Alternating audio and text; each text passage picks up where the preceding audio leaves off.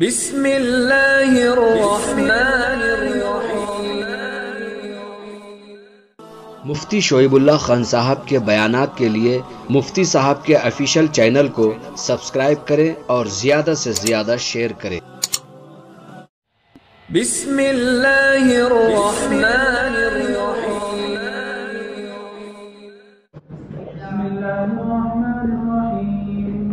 الحمد للہ رب العالمین والصلاة والسلام علی سید الانبیاء والمرسلین محمد وآلہ واصحابہ اجمعین ومن تبعهم بإحسان في كل زمان ومكان إلى يوم الدين، أما بعد، وبالسند المتصل منا إلى الشيخ الإمام الهمام أبي عيسى محمد بن عيسى بن ثورة الترمذي رحمه الله تعالى أنه قال: باب في المستحاضة.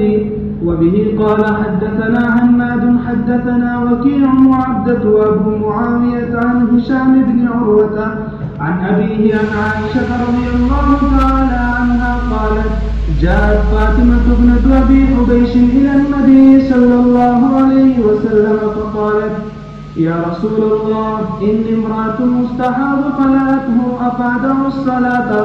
قال: لا، إنما ذلك يدخل وليست بالحيضة، فإذا أقبلت الحيضة فدعي الصلاة، وإذا أدبرت فاغسلي عنك الدم وصلي. قال أبو معاوية في حديثه: وقال: توضئي لكل صلاة حتى يجيء ذلك الوقت. وفي الباب عن أم سلمة رضي الله تعالى عنها قال أبو عيسى: حديث عائشة رضي الله تعالى عنها حديث حسن صحيح، وهو قول غير واحد من أهل العلم من أصحاب النبي صلى الله عليه وسلم والتابعين. وبه يقول سفيان الثوري ومالك وابن المبارك والشافعي رحمه الله أن المستحاضة إذا جاوزت أيام أقرائها اغتسلت وتوضأت لكل صلاة.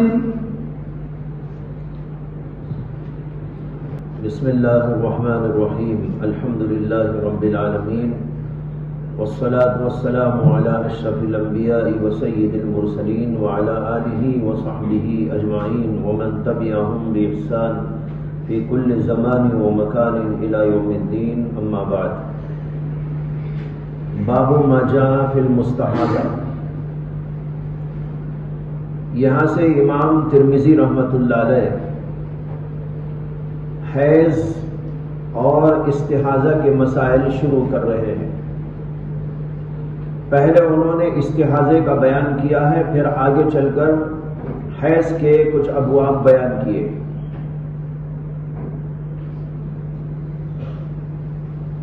حیض کا لفظ، استحاضے کا لفظ حیض ہی سے بنا ہے۔ حیض کے معنی آتے ہیں حاذا یحیزو، بہنا، بہنے کو کہتے ہیں حاذا یحیزو۔ اسی سے لفظ حوض بھی ہے، جس کے اندر پانی بہتا رہتا ہے۔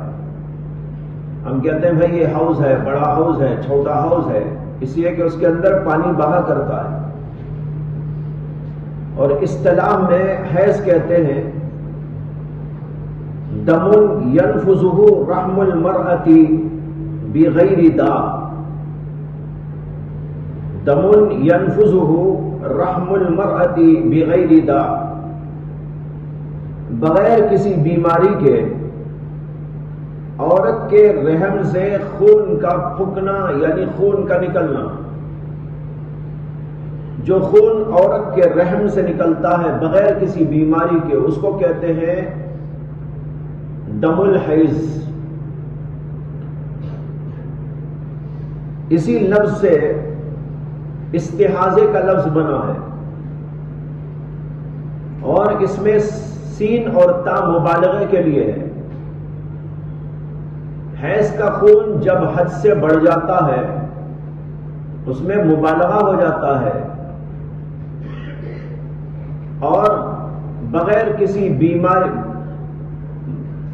بلکہ کسی بیماری کی وجہ سے زیادہ سے زیادہ نکلنے لگتا ہے تو اس کو استحاضہ کہتے ہیں۔ دم حیض میں اور دم استحاضے میں فرق یہ ہے کہ یہ بغیر بیماری کا ہوتا ہے، وہ بیماری کی وجہ سے ہوتا ہے۔ حیض کا خون تو بغیر بیماری کے فطرت ہے، عورت کے لیے یہ نکلنا ایک فطرت ہے۔ اگر یہ نہ نکلے تو اس کی طبیعت خراب ہو جائے، لیکن استحاضے کا خون غیر مرتب طور پر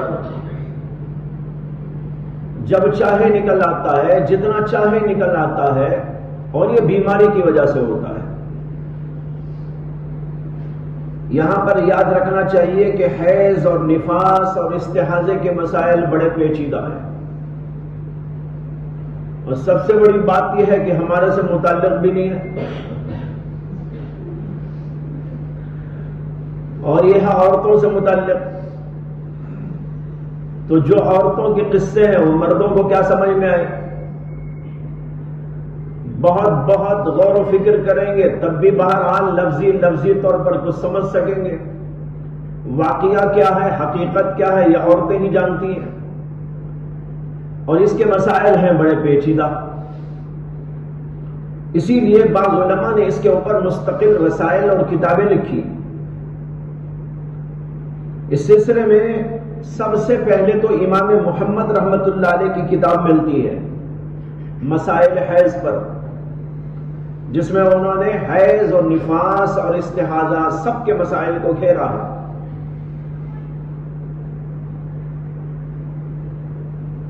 اسی طرح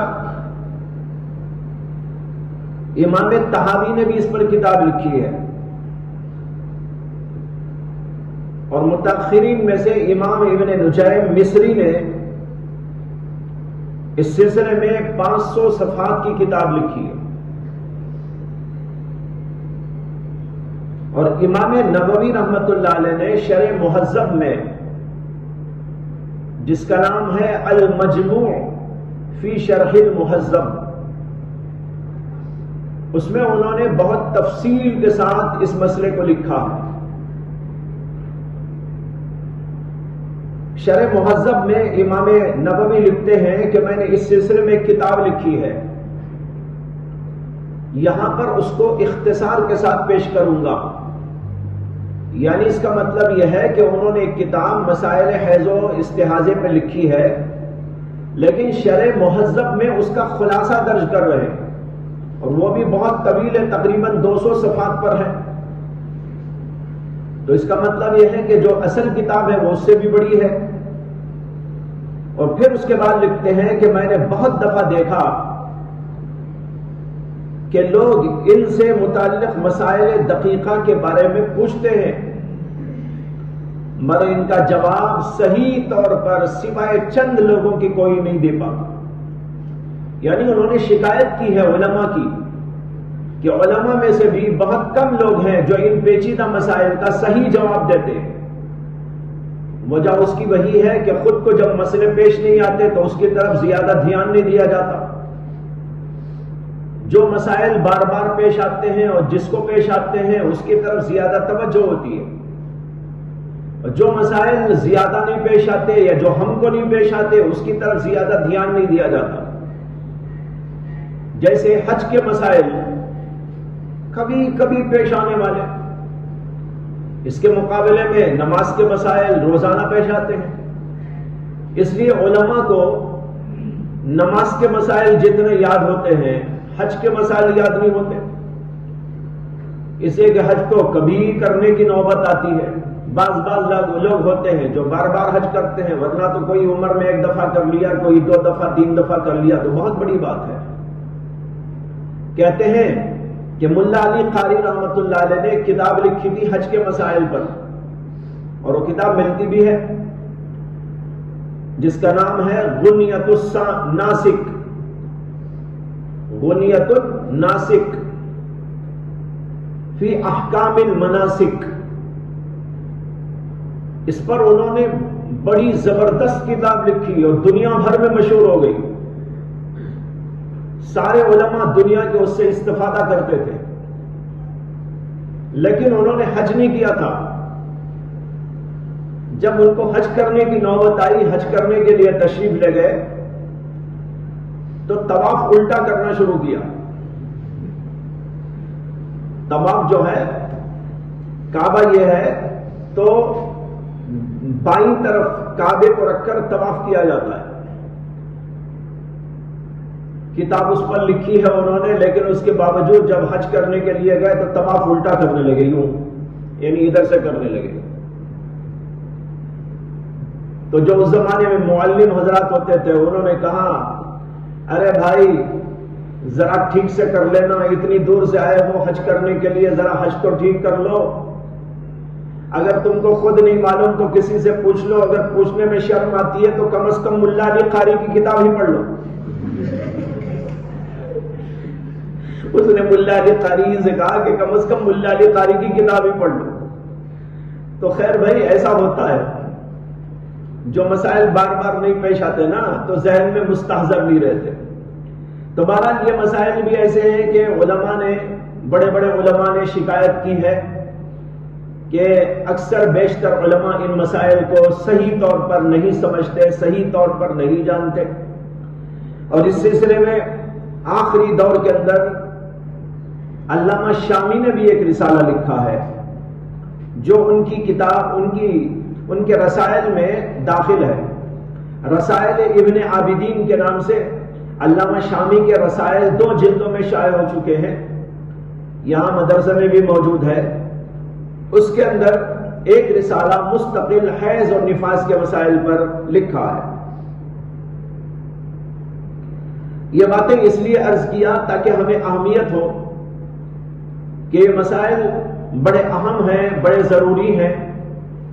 اگرچہ مردوں کو نہیں پیش آتے لیکن مردوں کو سمجھ کر عورتوں کو بتانا پڑے گا.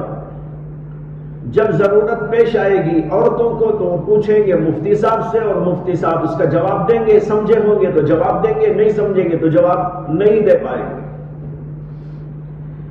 اس سلسلے میں آگے بڑھنے سے پہلے کچھ اہم باتیں عرض کرتا ہوں. ایک بات تو یہ ہے کہ حیض اور نفاس اور اسی طریقے پر استحاضے کے مسائل میں مختلف جگہ پر اختلافات واقع ہوئے، ائمہ کے اختلافات. اس سلسلے میں سب سے پہلی بحث یہ ہے کہ حیض کی اقل مدت کیا ہے اور اکثر مدت کیا ہے. حیض عورتوں کو زیادہ سے زیادہ کتنے دن آ سکتا ہے اور کم سے کم اس کی مدت کیا ہے، اس بارے میں اختلاف ہے. امام احمد بن حنبل اور امام شافعی رحمہ اللہ کے نزدیک اقل مدت حیض 1 دن 1 رات ہے، یعنی عورتوں کو کم سے کم 1 دن 1 رات حیض آئے گا، اس سے کم نہیں ہو سکتا. اگر اس سے کم آ کے رک گیا تو اس کا مطلب یہ ہے کہ وہ حیض نہیں ہے. حیض کم سے کم 1 دن 1 رات 24 گھنٹے کا ہوگا. اور ان حضرات کے نزدیک اس کی اکثر مدت 15 دن ہے، یعنی زیادہ سے زیادہ حیض 15 دن آ سکتا ہے، 15 دن سے زیادہ نہیں آ سکتا. تو کم سے کم 1 دن 1 رات اور زیادہ سے زیادہ 15 دن. اور ایک روایت میں ان دونوں حضرات سے 17 دن بھی ہے، لیکن اکثر بیشتر ائمہ شوافع اور ائمہ حنابلہ نے 15 کو اختیار کیا ہے. اور یہی مسلک امام عطا ابن ابی رباح کا اور امام ثور وغیرہ کا ہے.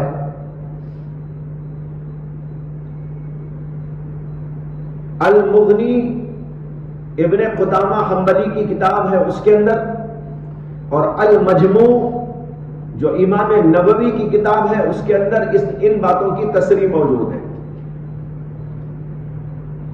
دوسرا مسلک امام اعظم ابو حنیفہ رحمۃ اللہ علیہ، امام شافعی رحمۃ اللہ علیہ امام ثوری رحمت اللہ علیہ اور امام محمد رحمت اللہ علیہ کا ہے، اور ایک روایت میں ابو یوسف بھی اسی کے قائل ہیں کہ اقل مدت حیض 3 دن 3 رات اور اکثر مدت 10 دن ہے. یعنی امام ابو حنیفہ رحمت اللہ علیہ اور امام محمد اور امام ثوری کے نزدیک عورت کو کم سے کم حیض 3 دن ہوگا، اس سے کم نہیں ہو سکتا. اس سے کم اگر خون آ کے رک گیا تو وہ حیض نہیں ہے، وہ استحاضے کا خون ہے. تو کم سے کم 3 دن 3 رات اور زیادہ سے زیادہ 10 دن. 10 دن سے زیادہ ہو تو وہ حیض نہیں ہے بلکہ وہ استحاضہ ہے، بیماری کا خون ہے. یہ امام اعظم ابو حنیفہ اور امام محمد اور ایک روایت میں امام ابو یوسف اور امام ثوری کا مسلک ہے. اور امام ابو یوسف سے ایک روایت یہ ہے، اور اکثر بیشتر کتابوں میں اس کو نقل کیا گیا ہے کتب احناف میں، کہ ان کے نزدیک اقل مدت حیض 2 دن اور تیسرے دن کا اکثر حصہ، یعنی پورے 3 دن ہونا ضروری نہیں بلکہ تیسرے دن میں زیادہ زیادہ وقت آئے تو یہ ان کے نزدیک حیض شمار ہو جائے گا. تیسرا مسلک اس سلسلے میں امام مالک رحمت اللہ علیہ کا ہے، اور امام مالک کے نزدیک اقل مدت حیض کی کوئی حد نہیں، یعنی اقل مدت کوئی مقرر نہیں، ایک لمحہ بھی آ سکتا ہے. اور اکثر مدت کے بارے میں امام مالک کی 3 روایات ہیں. ایک روایت یہ ہے کہ اکثر مدت کی بھی کوئی حد نہیں، جس طریقے پر اقل مدت کی کوئی حد نہیں، ایک لمحہ بھی آ سکتا ہے، اسی طرح زیادہ سے زیادہ کی بھی کوئی حد نہیں، کتنا بھی آ سکتا ہے. لیکن یہ روایت ان کے نزدیک ضعیف ہے. دوسری روایت ان کی امام شافعی اور امام احمد بن حنبل کی طرح 15 دن کی ہے، اور ایک روایت 17 دن کی.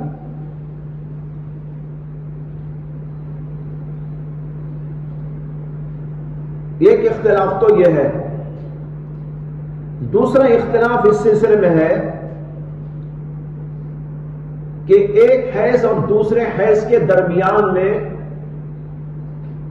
طہر اور پاکی کا زمانہ کتنا ہو سکتا ہے. اس کی اقل مدت کیا اور اس کی اکثر مدت کیا. اکثر مدت کے بارے میں اجماع ہے امت کا کہ طہر کی اکثر مدت کوئی مقرر نہیں، پاکی کا زمانہ کتنا بھی ہو سکتا ہے، سال ہو جائے 2 سال ہو جائے. مثال کے طور پر ایک عورت کو اس مہینے میں حیض آیا 10 دن، اس کے بعد وہ پاک ہو گئی. پاک ہونے کے بعد 1 سال 2 سال تک پاکی ہی کا زمانہ چلتا رہا، حیض ہی نہیں آیا اس کو. 2 سال کے بعد یا 3 سال کے بعد حیض آئے، ہو سکتا ہے. تو پاکی کا زمانہ زیادہ سے زیادہ کتنا ہو سکتا ہے، اس کی کوئی حد مقرر نہیں، کتنا بھی ہو سکتا ہے، کتنے سال بھی ہو سکتا ہے. علامہ نووی نے اس کے اوپر المجموع کے اندر اجماع نقل کیا ہے. اور رہی اقل مدت کہ طہر کی کم سے کم مدت کتنی ہو سکتی ہے، اس کے بارے میں امام احمد کہتے ہیں 13 دن، اور امام شافعی اور امام ابو حنیفہ کے نزدیک 15 دن.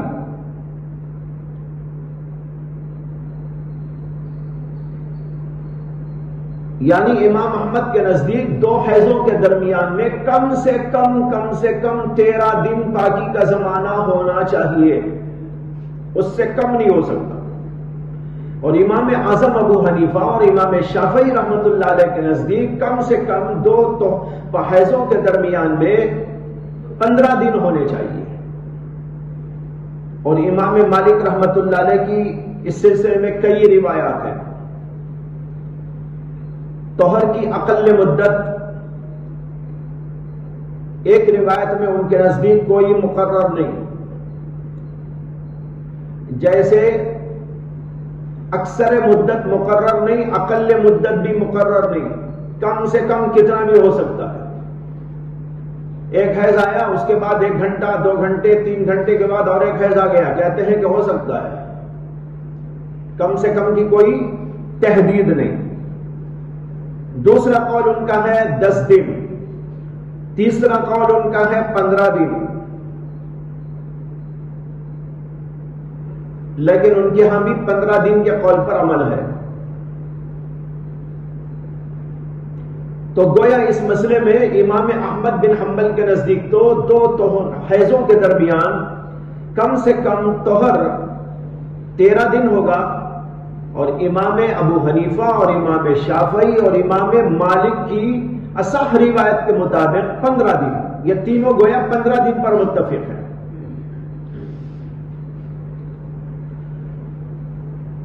اوپر مسئلہ آیا تھا کہ اقل مدت حیض اور اکثر مدت حیض کیا ہے. اس کے بارے میں امام ابو حنیفہ رحمۃ اللہ علیہ نے استدلال کیا ہے بعض روایات سے اپنے مسلک پر، اور اس سلسلے میں متعدد روایات وارد ہوئی.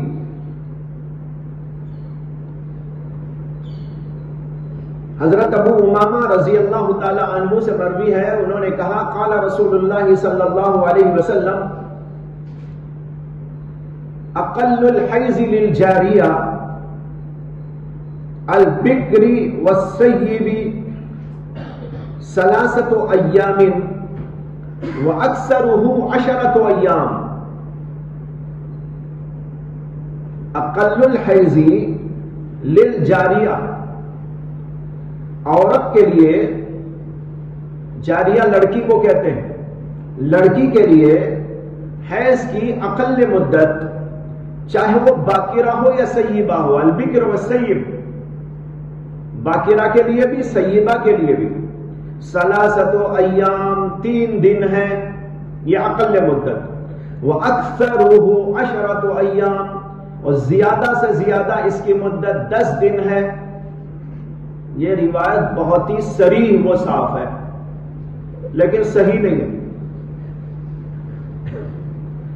صریح تو بہت ہے. امام اعظم کا جو مسلک ہے وہی مسلک بعین ہی انہی الفاظ کے ساتھ اس کے اندر موجود ہے کہ اقل مدت 3 دن اور اکثر مدت 10 دن.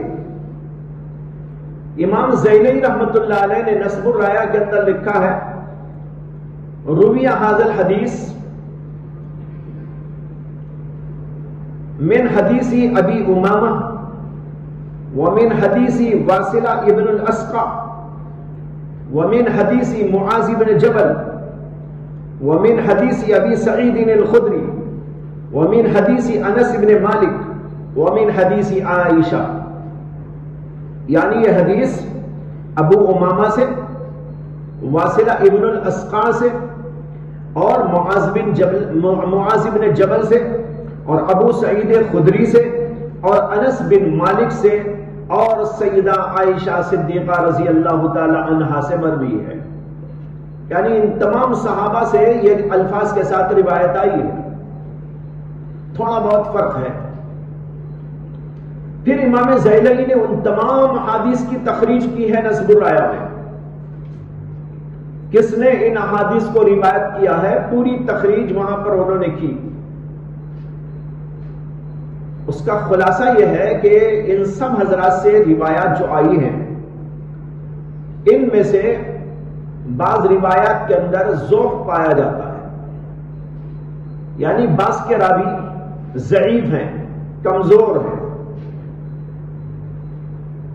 اور ان میں سے بعض روایات ایسی ہیں جن کے راوی وضاع و کذاب ہیں، جھوٹے. اور ظاہر ہے کہ جھوٹوں کی روایت تو لی نہیں جا سکتی. کذاب اور وضاع کی روایت تو من گھڑت ہوتی ہے، اسے اس کو چھوڑ دیں، لیکن 3-4 روایات اس میں سے ایسی ہیں کہ علامہ زیلعی رحمت اللہ علیہ نے ان کے بارے میں بتایا کہ یہ روایات ضعیف ہیں. ٹھیک ہے، لیکن آپ کو یہ بات پہلے سے معلوم ہے کہ ضعیف روایات 1 سے 2-4 ہو جاتی ہیں تو وہ سب مل ملا کر قوی ہو جاتی ہیں. اصول حدیث کا یہ اصول ہے کہ جب ایک حدیث متعدد طرق سے وارد ہوتی ہے، اگرچہ کہ وہ ضعیف کیوں نہ ہو، وہ سب مل ملا کر قوی ہو جاتی ہیں. بعض وقت وہ حسن کے درجے کو پہنچ جاتی ہیں تو بعض وقت میں صحیح لغیرہ کے درجے کو پہنچ جاتی ہیں. اب یہاں ہم صحیح لغیرہ نہ مانے تو کم از کم حسن لغیرہ تو مان سکتے ہیں.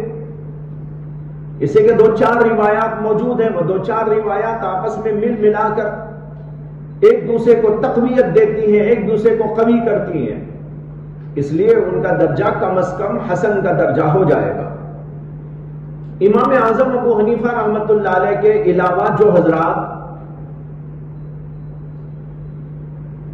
جیسے امام شافعی، امام احمد بن حنبل اور امام مالک اپنا اپنا مسلک بیان کرتے ہیں، تو ان کے پاس اس سلسلے میں کوئی بھی روایت نہیں ہے.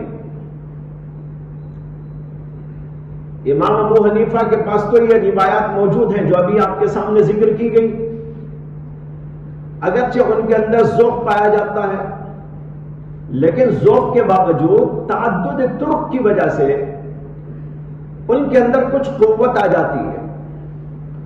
اور اگر ہم اس کو ضعیف بھی مان لیں تو بہرحال ضعیف روایات موجود ہیں، لیکن دوسرے حضرات کے پاس تو روایت ہی موجود نہیں کوئی. اب سوال پیدا ہوتا ہے کہ پھر ان حضرات نے یہ کہاں سے لیا؟ امام احمد بن حنبل نے یہ کہا کہ اسی طرح امام شافعی نے کہا کہ کم سے کم 1 دن 1 رات حیض ہوتا ہے اور زیادہ سے زیادہ 15 دن ہوتا ہے. ایک روایت کے اندر 17 دن انہوں نے کہا. اور امام مالک نے کہا کہ کم سے کم 1 لمحہ بھی ہو سکتا ہے، کوئی مدت مقرر اس کی نہیں ہے. اور پھر زیادہ سے زیادہ میں انہوں نے ایک روایت میں یہی کہا کہ زیادہ سے زیادہ بھی کوئی مدت مقرر نہیں. لیکن دوسری روایت ان کی امام شافعی اور امام احمد کے مطابق ہے کہ 15 دن یا 17 دن. تو سوال یہ ہے کہ ان حضرات نے یہ جو باتیں فرمائی اس کی کیا دلیل ہے؟ اس کے بارے میں علامہ ابن رشد مالکی نے اور بعض دیگر ائمہ نے یہ بات فرمائی ہے کہ ان حضرات نے ان مسائل کو لوگوں کے عرف و عادت کے مطابق سمجھنے کی کوشش کی ہے.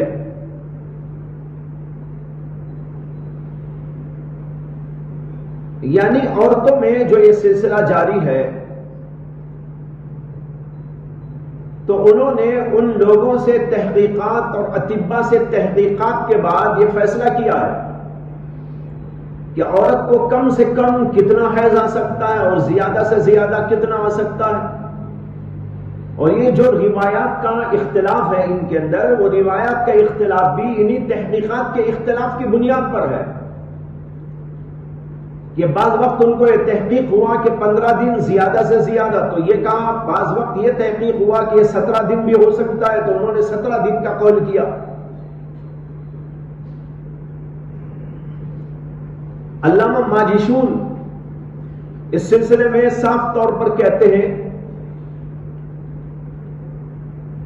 کہ ہمارے علاقے میں بعض عورتوں کو 17 دن تک حیض آیا ہے اور بعض عورتوں کے سلسلے میں 15 دن کی بات پہنچی ہے. اس طرح کی بات ان حضرات نے ذکر کی. تو خلاصہ اس کا یہ ہے کہ ان حضرات نے ان مسائل کو احادیث کی بنیاد پر نہیں بلکہ دراصل عرف اور عادت اور لوگوں کے اندر جو اس سلسلے میں رواج پایا جاتا ہے اس کی بنیاد میں کہ عورتوں میں کیا ہوتا ہے، کیا چل رہا ہے، انہوں نے اسی کو لے کر یہ بیان کیا کہ کم سے کم مدت اتنی ہو سکتی ہے اور زیادہ سے زیادہ اتنی ہو سکتی ہے. امام اعظم ابو حنیفہ رحمۃ اللہ علیہ کا نقطہ نظر یہ ہے کہ یہ احادیث اگرچہ ضعیف ہیں لیکن اس کے باوجود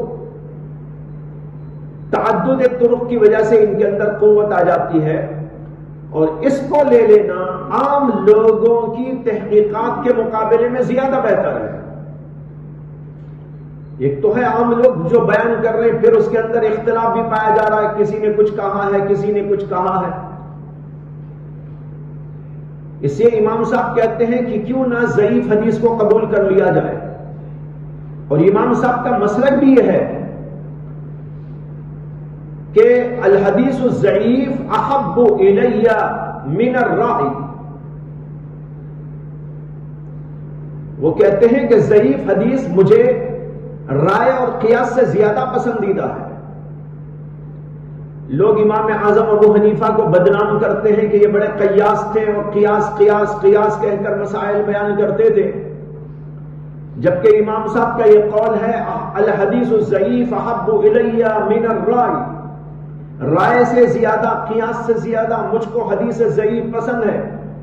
اور وہ کہتے ہیں، اور ان کا مسلک ہے کہ اگر حدیث ضعیف موجود ہو تو وہ قیاس کی طرف نہیں جاتے۔ جو آدمی حدیث ضعیف کا اتنا احترام کرتا ہو وہ حدیث صحیح کا کتنا احترام کرتا ہوگا؟ کیا وہاں پر ہم سوچ سکتے ہیں کہ امام اعظم ابو حنیفہ نے صحیح حدیثوں کو چھوڑ کر قیاس سے کام لیا ہوگا؟ جبکہ وہ حدیث ضعیف کو بھی احترام کی نگاہ سے دیکھتے ہیں اور کہتے ہیں کہ ہمارے قیاس کے مقابلے میں تو حدیث ضعیف بہتر ہے۔ آپ کہیں گے کہ یہ کہاں لکھا ہوا ہے؟ جی وہ بھی سنتے چلیے، تاکہ جو بات بھی سنے، جو بات بھی پڑھے وہ علی وجہ البصیرت پڑھی جائے۔ کہیں ایسا نہ ہو کہ بس اندھے کی طرح کہیں مار دیا، نہیں، بصیرت کے ساتھ آنکھ کھلی رکھ کر پورے غور و فکر کے ساتھ سمجھنے اور سننے کی کوشش کرنی چاہیے۔ امام اعظم رحمت اللہ علیہ کا یہ قول علامہ ابن حزم ظاہری نے اپنی کتاب جو اصول حدیث پر ان کی ہے اس میں لکھا ہے۔ نمبر 2، امام ابن القیم رحمت اللہ علیہ نے اپنی کتاب اعلام الموقعین کے اندر اس کو درج کیا ہے۔ یہاں بھی رکھی ہوئی ہے اعلام الموقعین، مدرسے کے اندر اس کو آپ دیکھ سکتے ہیں، پہلی ہی جلد کے اندر بالکل ابتدا ہی کے اندر انہوں نے اس مسئلے کو لکھا ہے اور امام ابو حنیفہ کا یہ مسلک بیان کیا ہے۔ پھر اس کے بعد انہوں نے یہ بھی لکھا ہے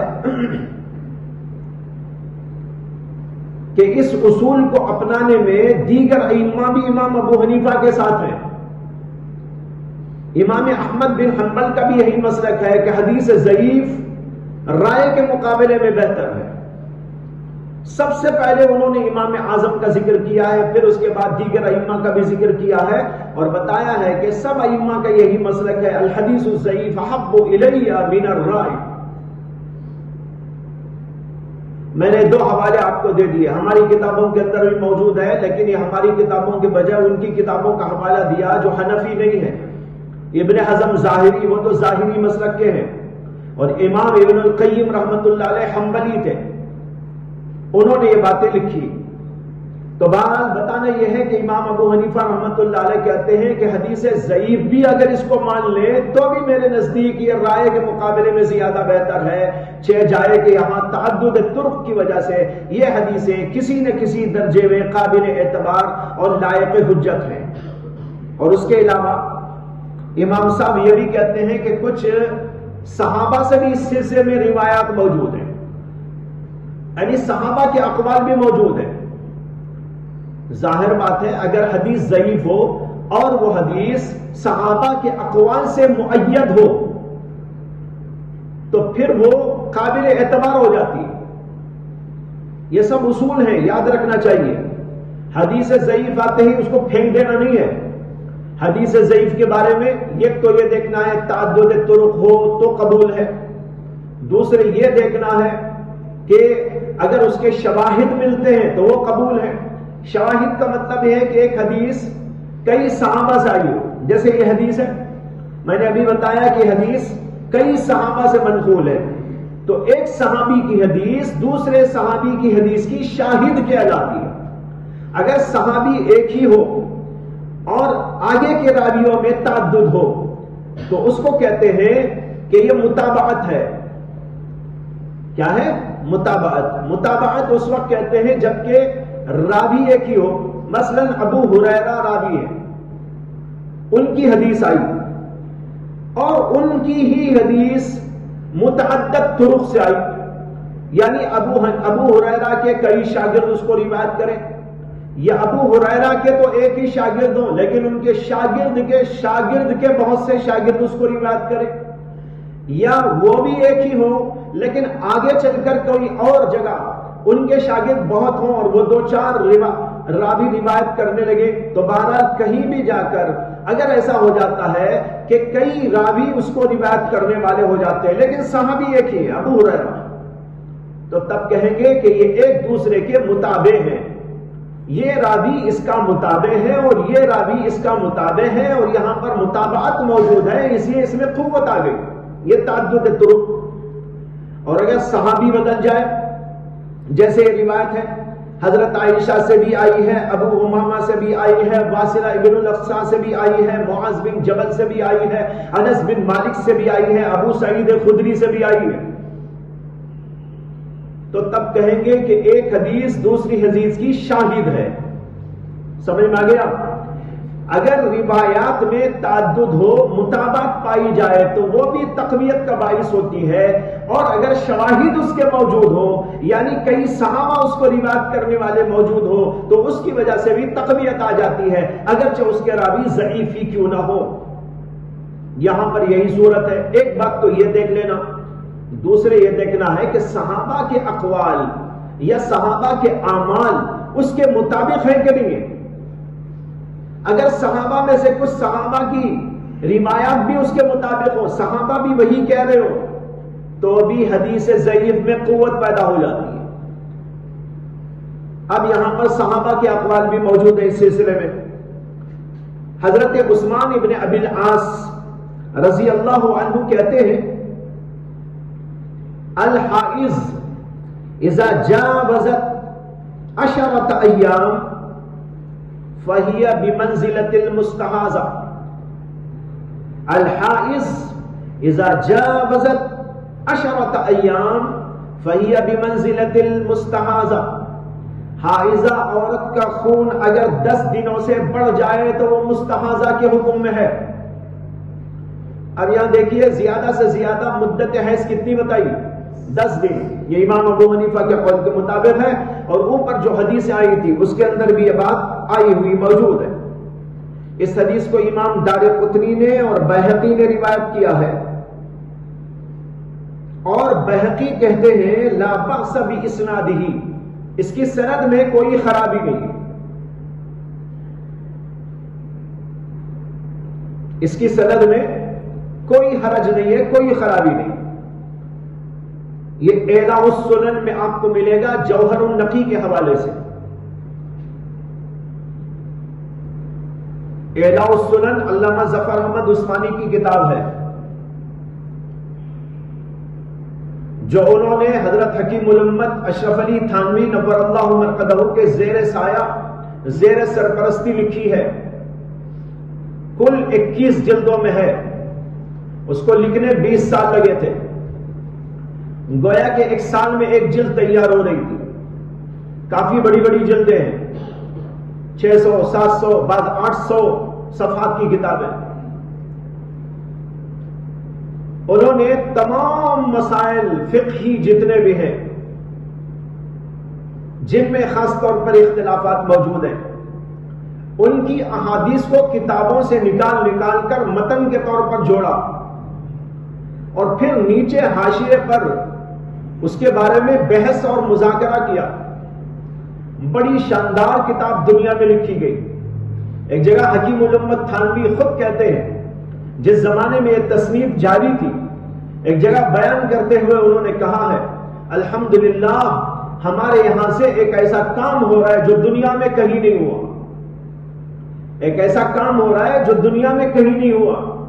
یعنی ایک ہی کتاب کے اندر تمام مسائل فقہیہ کو جن میں اختلافات ہیں ان کو جوڑنا، ابواب قائم کرنا، تمام کے تمام ابواب شروع سے لے کر اخیر تک، اور اس میں احادیث کا انتخاب کر کے جہاں جہاں مل سکتی تھی حدیثیں، بے شمار کتابوں سے احادیث کو تلاش کر کر کے جوڑ دینا، اور پھر اس کے بعد اس کے اوپر بحث کرنا. یہ عربی کے اندر بڑی شاندار قسم کی کتاب تیار ہوئی. جب یہ کتاب تیار ہو کر عرب لوگوں میں پہنچی تو واہ واہ ہونے لگی. اور علامہ کوثری زاہد کوثری مصری جو بہت بڑے عالم تھے اس زمانے کے، بہت بڑے مصنف بھی، انہوں نے اس کتاب کے اوپر تقریض لکھی ہے. تو اس کے اندر انہوں نے یہ الفاظ استعمال کیے ہیں کہ جب میں نے اس کتاب کو پڑھا، انی دہشت بہذا الاستقصاء، جو گھیراؤ کیا ہے اس کو دیکھ کر تو میں مدہوش ہو گیا. انی دہشت بہذا الاستقصاء. اور پھر اس کتاب کی سند لینے کے لیے علماء ان کی خدمت میں آنے لگے. آپ نے نام سنا ہوگا، مشہور و معروف ایک بہت بڑے عالم ابھی قریب زمانے کے اندر گزرے ہیں جن کا نام ہے شیخ ابو غدہ عبد الفتاح. بڑے مصنفین میں ہیں، بڑے محققین میں ہیں. انہوں نے بھی علامہ ظفر احمد عثمانی سے آ کر سامنے زانو تلمس طے کر کے حدیث کی سند اور اجازت لی. تو بہرحال یہ کتاب بڑی شاندار لکھی گئی. وہ کتاب ہر ایک کے پاس ہونا چاہیے. میں نے کتاب خریدی تھی بہت پہلے، جب فارغ ہوا تو اسی سال میں نے اس کو خرید لیا تھا. وہ اب تک میرے پاس موجود ہے. اس زمانے میں اس کی قیمت 1000 روپے تھی، اور آج شاید آپ کو 20,000 میں بھی نہ ملے. جس وقت میں نے خریدی 1000 روپے میں خریدی تھی، اور شاندار پرنٹنگ کے ساتھ اب تک بھی ہے. دیکھیے تو کاغذ بھی اس کا انتہائی قیمتی ہے، اور طباعت بھی نہایت ہی واضح اور جلی اور بہت ہی بہترین، لیکن بہت سستے داموں اس وقت مل گئی. لیکن اب خریدیں گے تو آپ 15-20 ہزار سے کم میں نہیں ملے گی. بہرحال میں یہ عرض کر رہا تھا کہ اس کتاب کے اندر یہ موجود ہے، اس کے حوالے سے میں نے اس کو درج کیا ہے. اس کے بعد دوسری حدیث اس سلسلے میں حضرت سفیان کہتے ہیں کہ مجھے حضرت انس سے یہ بات پہنچی ہے کہ انہوں نے فرمایا اقل الحیض 3 ایام، کم سے کم مدت حیض 3 دن ہے. اس کو دارقطنی نے روایت کیا. علامہ ظفر احمد عثمانی کہتے ہیں کہ اس کے سب راوی مسلم کے راوی ہیں.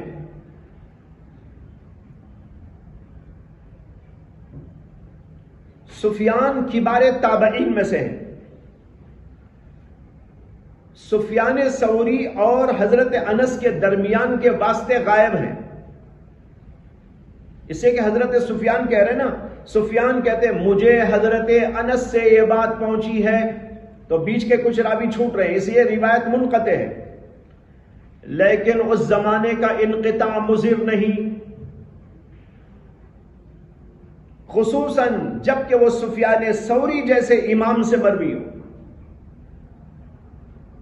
یہ علامہ ظفر احمد عثمانی کی تحریر کا ترجمہ پیش کر رہا ہوں. وہ کہتے ہیں کہ سفیان کبار تابعین میں سے ہیں.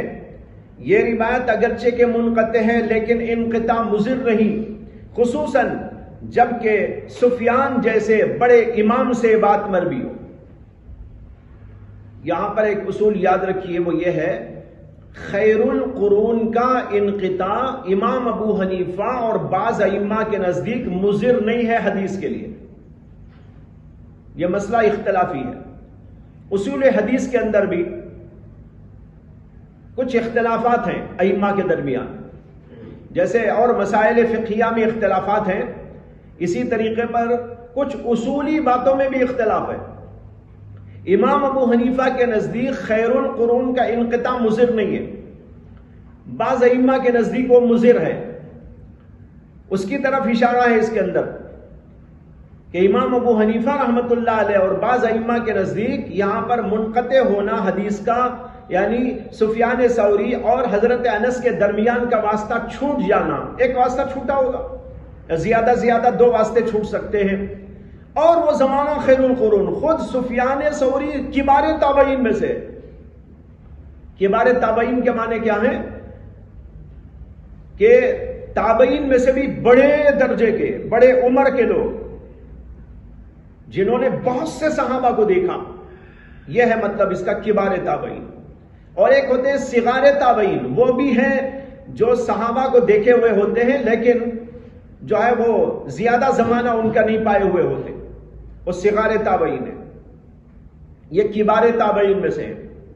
تو اب انہوں نے جو ہے حضرت انس کو تو نہیں دیکھا، حضرت انس سے تو ان کی ملاقات نہیں ہے، تو بیچ میں کوئی واسطہ ایک چھوٹ گیا، لیکن وہ انقطاع خیر القرون کا انقطاع ہونے کی وجہ سے مضر نہیں.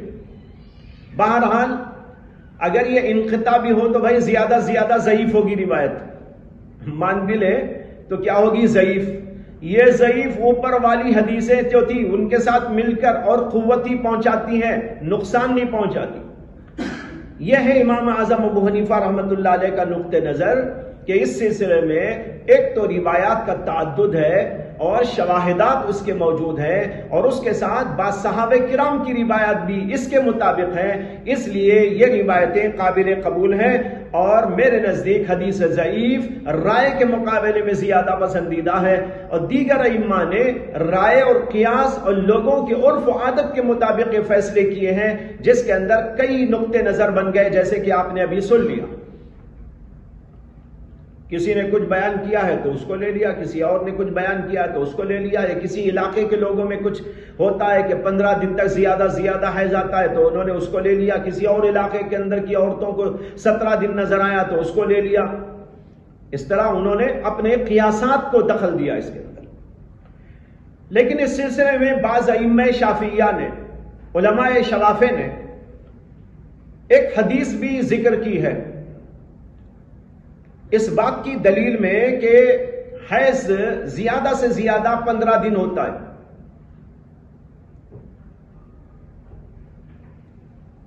اور اس حدیث کے الفاظ یہ ہیں کہ اللہ کے رسول علیہ الصلوۃ والسلام نے فرمایا تمکثو احداکن شطر دہرها لا تصلی.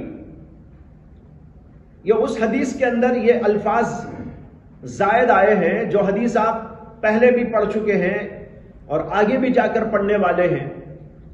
اس کے اندر آتا ہے کہ اللہ کے نبی علیہ الصلوۃ والسلام نے عورتوں سے خطاب کرتے ہوئے کہا کہ میں نے تم کو جہنم میں زیادہ دیکھا ہے، عورتوں کو میں نے جہنم میں زیادہ دیکھا ہے. اور یہ فرمایا کہ میں نے عورتوں سے زیادہ ناقصات عقل ایسی کوئی نہیں دیکھا، ایسا کسی کو نہیں دیکھا جو مردوں کی عقل پر غالب آ جاتی ہے تو ناقصات العقل لیکن مردوں کی عقل پر پردے ڈال دیتی ہے. یہ حضور صلی اللہ علیہ وسلم نے فرمایا اور ان کو ناقصات عقل فرمایا.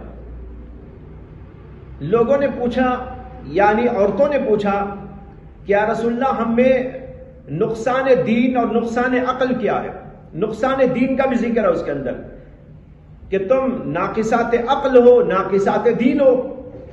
تو عورتیں نے پوچھا کہ ہمارے اندر دینی کیا نقصان ہے اور عقلی کیا نقصان؟ نبی اکرم صلی اللہ علیہ وسلم نے فرمایا کہ کیا ایسا نہیں ہوتا کہ جب حیض آ جاتا ہے تو تم نماز نہیں پڑھتی، روزہ نہیں رکھتی؟ انہوں نے کہا جب حیض کے ایام آئیں گے تو روزہ نہیں رکھنا ہے اور نماز بھی نہیں پڑھنا ہے. تو آپ نے کہا دیکھو یہ تمہارا دین کا نقصان ہے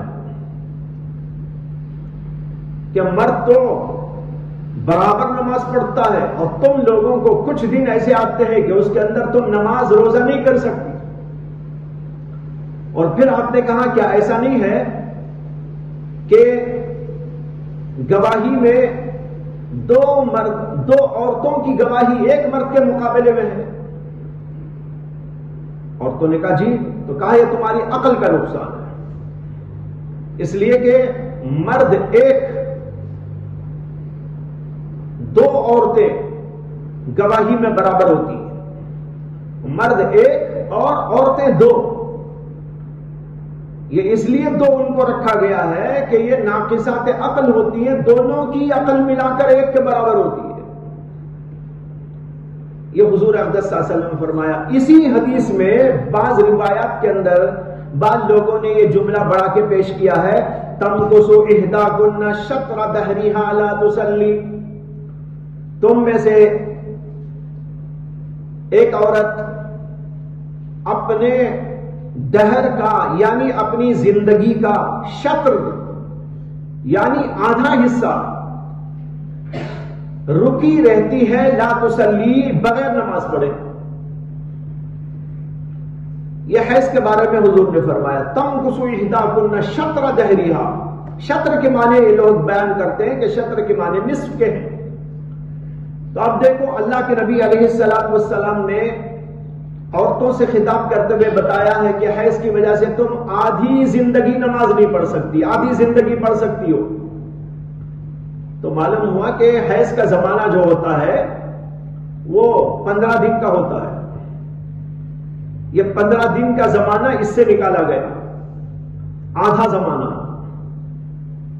اس لیے کہ مہینہ جو ہوتا ہے وہ 30 دن کا ہوتا ہے اور اس کے اندر حیض جاری ہوگا، اور جو پاکی کا زمانہ ہوگا وہ 15 دن کا زمانہ ہوگا، نہیں زیادہ زیادہ حیض کا زمانہ، پاکی کا نہیں بولنا، حیض کا زمانہ زیادہ زیادہ وہ 15 دن ہوگا۔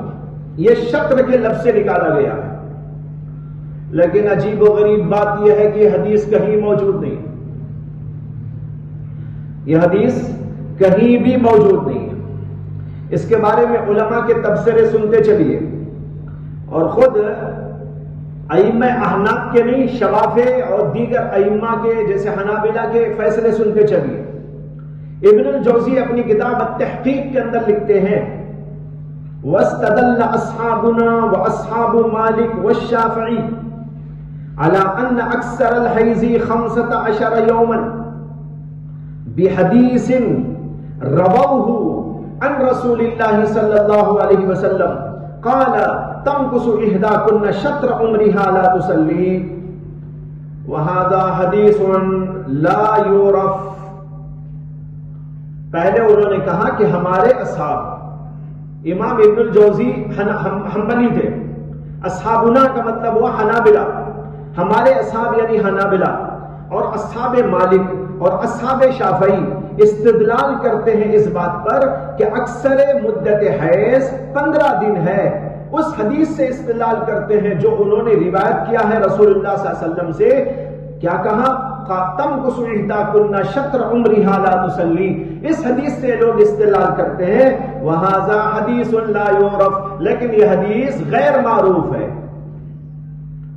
امام ابن مندہ کہتے ہیں لا یثبت عن رسول اللہ صلی اللہ علیہ وسلم بوجہ من الوجوہ، یہ حدیث کسی بھی طرح پر حضور سے ثابت نہیں ہے۔ اور امام بیہقی اپنی کتاب معرفت السنن والآثار کے اندر لکھتے ہیں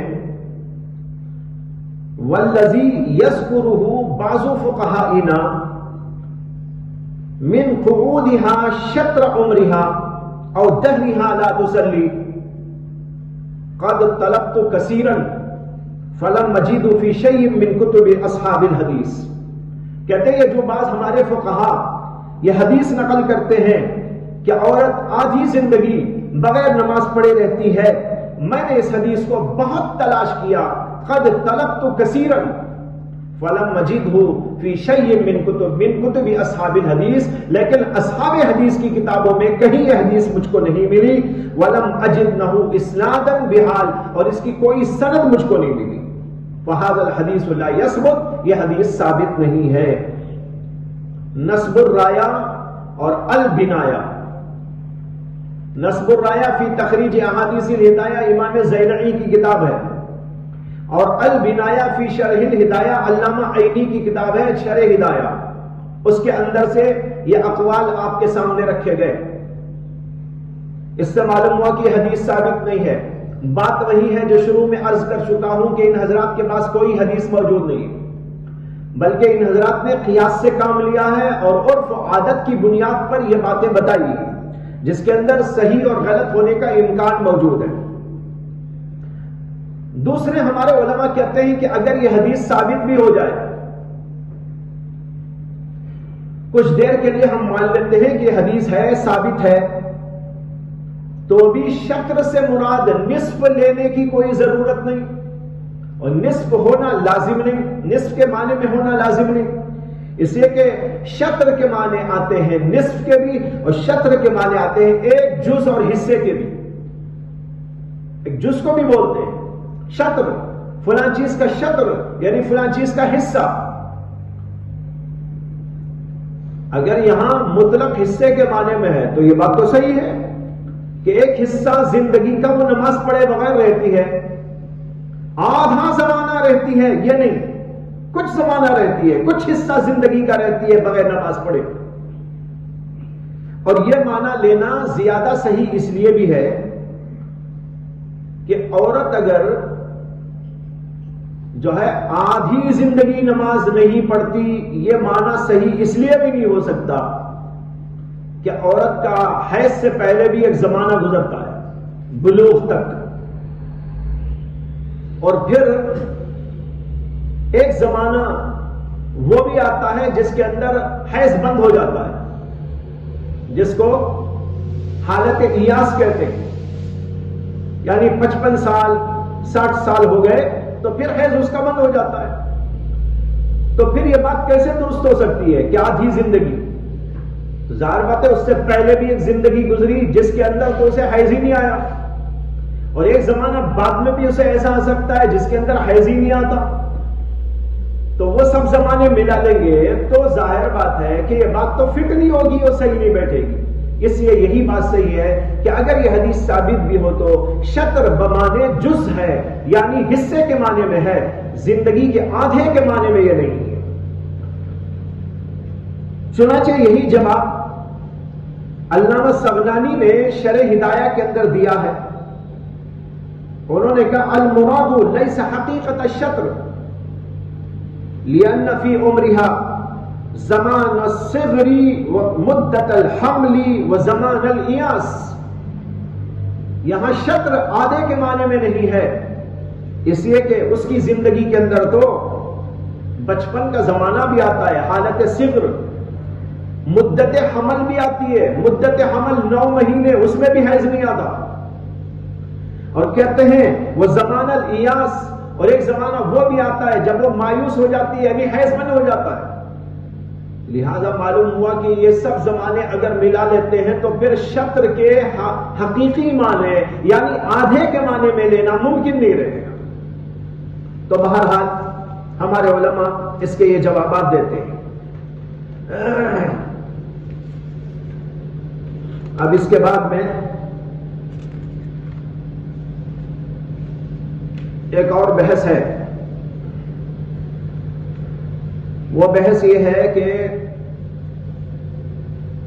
جو خون عورتوں کو آتا ہے، حیض جس کو کہتے ہیں، اس کی رنگتیں مختلف ہوتی ہیں۔ ہمارے علماء کے نزدیک اس کی 6 رنگتیں بیان کی گئی۔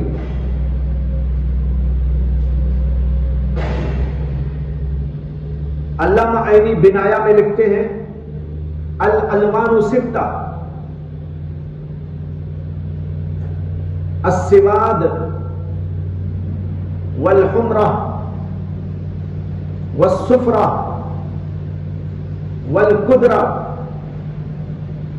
والخضرہ والتربیہ، یعنی رنگتیں 6 ہیں، ایک کالا سواد، دوسرے لال حمرہ، تیسرے پیلا صفرہ، چوتھے قدرہ، قدرہ معلوم نا مٹیالہ،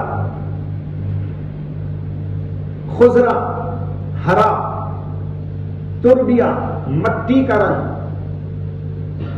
مٹی کے رنگ میں قدرت میں تھوڑا ہی فرق ہے، جیسے کہ آگے عرض کروں گا۔ ہمارے علماء کے نزدیک یہ ساری کے ساری رنگتیں حیض کی رنگتیں۔ صاحب ہدایہ نے اس موقع پر 4 رنگتوں کا ذکر کیا ہے حیض کے الوان میں. انہوں نے اسود اور تربیہ کو چھوڑ دیا ہے، باقی 4 کو ذکر کیا، یعنی حمرت، صفرت، قدرت، خزرت. اسود اور تربیہ کو ذکر نہیں کیا. صاحب درایا اس کی شرح میں لکھتے ہیں کہ صاحب ہدایہ نے 3 الوان کا ذکر کیا ہے اور 3 کا ذکر نہیں کیا. انہوں نے خزرت کے بارے میں بھی کہا ہے کہ صاحب ہدایہ نے خزرت کا ذکر نہیں کیا ہے. حالانکہ بات یہ ہے کہ انہوں نے آگے چل کر اس کا کیا ہے ذکر. پہلے تو صرف 3 رنگتوں کا ذکر کیا، آگے چل کر خزرت کے بارے میں بھی بتایا ہے. اس لیے ان کو یہ شبہ ہو گیا کہ انہوں نے 3 ہی رنگتوں کا بیان کیا، تو کہتے 3 کا بیان کیا، 3 کا بیان نہیں کیا. پھر اس کی وجہ یہ لکھتے ہیں کہ یہ الوان ذکر کردہ الوان میں داخل ہو جاتے ہیں، اس لیے انہوں نے ان کا ذکر نہیں کیا. جیسے کہ حمرت میں شدت آتی ہے تو وہ اسود ہو جاتا ہے، لال جب گاڑھا لال ہو جاتا ہے تو دیکھنے میں کالا معلوم ہوتا ہے. تو اس لیے کالے کا ذکر اس لیے نہیں کیا کہ وہ اصل میں لال رنگت ہی کا شدید حالت ہے، لال رنگت ہی میں شدت آ جاتی ہے. اور خزرت صفرت میں داخل ہے یا اس کے قریب ہے. ہرا رنگ جو ہوتا ہے پیلے کے قریب ہوتا ہے. اور تربیہ وہ بھی حمرت میں داخل ہے، لال پن جو ہے اس کے اندر مٹیالہ رنگ بھی داخل ہے. صاحب درایا کہتے ہیں کہ چونکہ یہ 3 رنگتیں پہلی 3 رنگتوں میں داخل ہیں، اس لیے صاحب ہدایہ نے ان کا الگ سے ذکر نہیں کیا. لیکن علامہ عینی کو ان پر اعتراض ہے. وہ کہتے ہیں کہ بھائی پہلے تو صاحب ہدایہ نے 3 کا نہیں 4 کا ذکر کیا ہے. خزرت کا ذکر ہے لیکن آگے کیا ہے، آپ نے اس کو دیکھا نہیں. اور 2 کا ذکر صاحب ہدایہ نے نہیں کیا ہے، ایک اسود کا نہیں کیا، ایک تربیہ کا نہیں کیا. اور اس کی وجہ یہ ہے کہ اسود تو حیض کا اصل رنگ ہے. اسود یعنی کالا رنگ وہ تو اصل رنگ ہے، اس کو بیان کرنے کی ضرورت ہی نہیں تھی. جو اصل ہوتی ہے اسے بیان کرنے کی ضرورت نہیں ہوتی، اس لیے انہوں نے ضرورت نہیں سمجھا کہ اس کی تصریح کی جائے، اس لیے اس کو چھوڑ دیا. اور تربیہ اس لیے ذکر نہیں کیا کہ یہ نادر الوقوع ہے، کہیں کہیں کسی عورت کو ایسا نظر آتا ہے تو وہ کوئی قابل ذکر بات نہیں تھی. اس لیے صاحب ہدایہ نے ان 2 رنگتوں کا ذکر نہیں کیا. خیر 6 رنگتیں ہیں، اگرچہ بعض نادر ہیں یا بعض کے اندر داخل ہیں، بہرحال یہ رنگتیں اس کی ہوتی ہیں. ان تمام الوان کے حیض ماننے پر علماء میں اختلاف ہے. ائمہ احناف تو کہتے ہیں کہ یہ ساری کے ساری رنگتیں حیض کے اندر داخل ہیں. اگر کالا رنگ نظر آئے یا پیلا رنگ نظر آئے یا ہرا رنگ نظر آئے یا کوئی بھی نظر آئے، وہ سب کے سب رنگتیں حیض ہی کی رنگتیں ہیں، ان کو حیض ہی شمار کیا جائے گا. یہ علماء احناف کا فیصلہ ہے، مسلک ہے. ان حضرات کی دلیل حضرت عائشہ صدیقہ رضی اللہ تعالی عنہا کی ایک باندھی کی یہ بات ہے کہ انہوں نے کہا کانت النساء یبعثن الی عائشہ فی الدرجہ فیہا الکرسف فیہ الصفرۃ من دم الحیض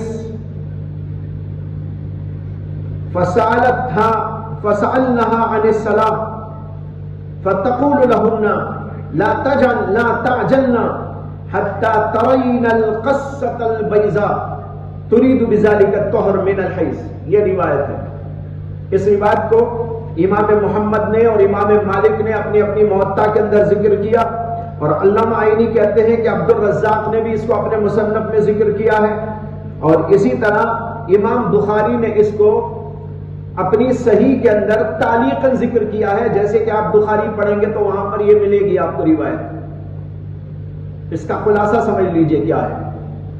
خلاصہ یہ ہے کہ حضرت عائشہ کی خدمت میں عورتیں ایک ڈبیا کے اندر روئی کا پھایا رکھ کر بھیجتی تھی، جس کے اندر رنگتیں ہوتی تھی حیض کی، یعنی حیض کا خون لگا ہوا ہوتا تھا۔ وہ کپڑے میں جو لگتا تھا اس کو ایک ڈبیا کے اندر بند کر کے بھیجتی، درجا کہتے ہیں ڈبیا کو، ڈبیا کے اندر رکھ کر بھیجتی تھی۔ کرسف کے معنی روئی کا پھایا، ایک کپڑے کا پھایا رکھ کر اس کے اندر وہ خون لگا ہوا ہوتا تھا، وہ بھیجا کرتی تھی یہ پوچھنے کے لیے کہ یہ خون نظر آ رہا ہے، اس رنگت کا خون نظر آ رہا ہے، ہم نماز پڑھ سکتی ہیں کہ نہیں پڑھ سکتی۔ فسألنها عن الصلاة، عورتیں پوچھتی تھی نماز کے بارے میں کہ یہ خون نظر آ رہا ہے تو اب ہم نماز شروع کر دیں کہ نہ کریں۔ فتقول لهن، حضرت عائشہ صدیقہ ان کو بیان کرتی، ان سے کہتی لا تعجلنا، جلدی مت کرو، جلدی مت کرو، حتی ترین القصۃ البیضاء، یہاں تک کہ تم چونے کی طرح سفید نہ دیکھ لو۔ قصہ کہتے ہیں چونا، بیضاء تو سفید، سفید چونے کی طرح کپڑے کو نہ دیکھ لو۔ کیا مطلب ہوا؟ کپڑے میں کوئی بھی رنگت نہ ہو، کپڑا بالکل سفید رہے، اس کے اوپر کچھ بھی نہ اثر ہو کسی بھی رنگ کا، اس وقت تک تم کو صبر کرنا چاہیے، جلدی نہیں مچانی چاہیے۔ جب کپڑے میں کوئی بھی رنگت نہ آئے تو تب سمجھو کہ تمہارا حیض بند ہو گیا، اب تم نماز پڑھ سکتی ہو۔ اس سے کیا معلوم ہوا؟ کسی بھی قسم کا رنگ آئے تو وہ حیض ہے، لال آئے، پیلا آئے، خضرت آئے، تربیہ آئے، قدرت آئے یا اسود آئے، ہر رنگ، کوئی بھی رنگ ہو وہ رنگ ہوگا حیض۔ اور جب تک کہ کپڑا بالکل صاف ستھرا چونے کی طرح سفید نہ رہے اس وقت تک تم کو نماز نہیں پڑھنی چاہیے۔ اس روایت کو لے کر ہمارے ائمہ احناف کہتے ہیں کہ عورتوں کو جو خون بھی آتا ہے کسی بھی رنگ کا آئے وہ سب کا سب حیض میں شمار ہوتا ہے۔ امام شافعی اور امام احمد بن حنبل یہ کہتے ہیں کہ لال رنگ اور کالا رنگ حیض کا رنگ ہے، جو دوسرے رنگ ہیں وہ حیض نہیں ہے۔ ان حضرات کے نزدیک دو رنگ ہیں صرف، ایک حمرت ایک اسود، اور دوسرے رنگوں کو وہ استحاضہ قرار دیتے، بیماری کا کوئی خون۔ اور امام مالک کے نزدیک حمرت، اسود، سفرت و قدرت یہ چار رنگ حیض کے ہیں، لال، کالا، پیلا، مٹیالا۔ اور امام مالک خضرت اور تربیہ کو حیض نہیں مانتے، اس کو استحاضہ قرار دیتے۔ ہماری دلیل کیا ہے وہ آپ کے سامنے ذکر کر دی گئی۔ یہ بحثیں ہیں جو اس سلسلے میں آپ کے سامنے آج پیش ہوئی ہے، اس کے علاوہ بھی کچھ بحثیں ہیں وہ انشاءاللہ کل عرض کی جائیں گی۔ وآخر دعوانا الحمدللہ رب العالمین۔